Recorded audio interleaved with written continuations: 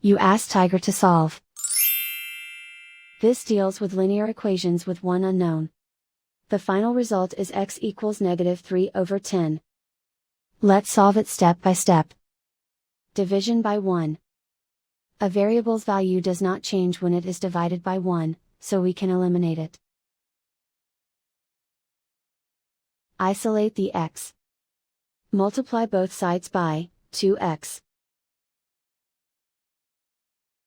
Expand the parentheses.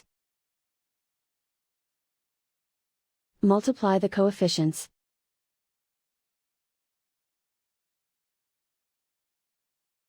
Find the greatest common factor of the numerator and denominator.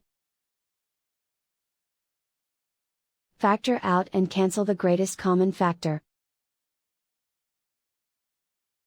Multiply by 0. Group all constants on the right side of the equation. Subtract 3 from both sides.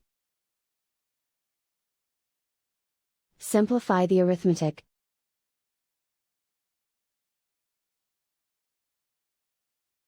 Isolate the x. Divide both sides by 10. Simplify the fraction.